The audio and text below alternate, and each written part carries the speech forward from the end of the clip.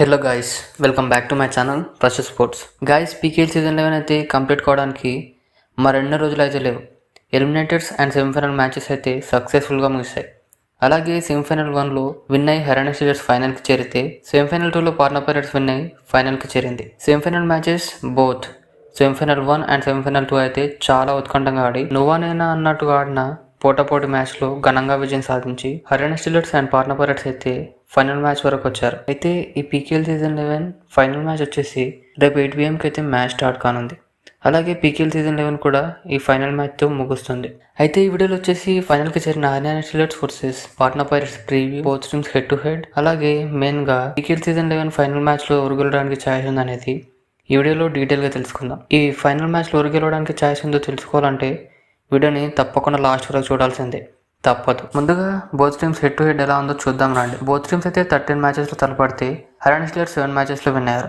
అలాగే Patna pirates 5 మ్యాచెస్లో win అయ్యారు. అలాగే ఒక మ్యాచ్ టైగా ముగించారు. హెడ్ టు హెడ్ ప్రకారం చూస్తే హర్యానా స్టీలర్స్కి పాట్నాపై అప్పర్ హ్యాండ్ ఉంది.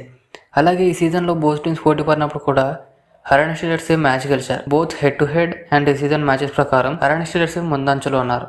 అలా అని పాట్నా పైరేట్స్ని తక్కువ అంచనా వేయడానికి ఛాయిసే లేదు. ఎందుకంటే లీగ్ మ్యాచెస్లో మిగతా టీమ్స్తో మ్యాచెస్ గెలిచి ఎలిమినేటర్ అండ్ సెమీఫైనల్ మ్యాచ్లో కంటిన్యూస్గా సూపర్గా పర్ఫామ్ చేస్తూ ఫైనల్ దాకా వచ్చారు. అంటే అర్థం చేసుకోండి ఎంత స్ట్రాంగ్గా ఉన్నారో పాట్నా పైరేట్స్. పాట్నా పైరేట్స్ అయితే రైడింగ్ అండ్ డిఫెండింగ్ నుంచి అయితే ఫుల్ ఫామ్లో ఉన్నారు. రైడింగ్లో అయితే దేవాంగ్ అండ్ అయాన్ ఎక్కడ తగ్గకుండా ప్రతి మ్యాచ్లో కంటిన్యూస్గా సూపర్గా పర్ఫామ్ చేస్తున్నారు. అలాగే వీళ్ళకి తోడు సుధాకర్ రైడింగ్ నుంచి సపోర్ట్ ఇస్తాడు. అలాగే డిఫెండింగ్ నుంచి అయితే దీపక్, శుభం షిండే, అంకిత్ జగ్లన్ అండ్ గుర్దీప్లో అయితే ప్రతి మ్యాచ్లో రైడర్స్కి చుక్కలు చూపించి సింపుల్గా ట్యాకిల్ చేస్తూ టీంకి డిఫెండ్ నుంచి సపోర్ట్ ఇస్తూ ఫుల్ ఫైర్ మీద ఉన్నారు. హర్యానా స్టీలర్స్ అయితే ఇంకా స్ట్రాంగ్ లీడర్స్ అండ్ డిఫెండర్స్ ఉన్నారు. అలాగే పాట్నాతో పోలితే ఎక్స్పీరియన్స్ ప్లేయర్స్ ఉన్నారు ఇందులో.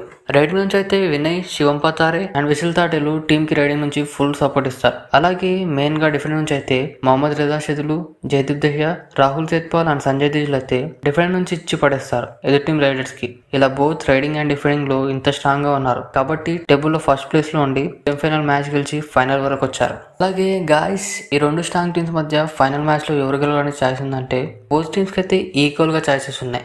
కానీ నా ప్రకారం హర్యానా స్టీలర్సే ఈ ఫైనల్ మ్యాచ్లో విన్ సాధిస్తారనిపిస్తుంది. సీజన్ స్టార్టింగ్ నుంచి ప్రతి మ్యాచ్లో ఆల్మోస్ట్ గెలుస్తూ వచ్చి టేబుల్లో ఫస్ట్ ప్లేస్ అండ్ సెమీఫైనల్లో మ్యాచ్ గెలిచి ఫైనల్ మ్యాచ్ కోసం అయితే తక్కువ ప్రాక్టీస్ ఏం చేయరు. అలాగే పాట్నా పైరేట్స్లో ఎవరిని టార్గెట్ చేస్తే మ్యాచ్ గెలుస్తామని పక్కా ప్లాన్తో వచ్చి పాట్నాని అయితే బీట్ చేస్తారనిపిస్తుంది.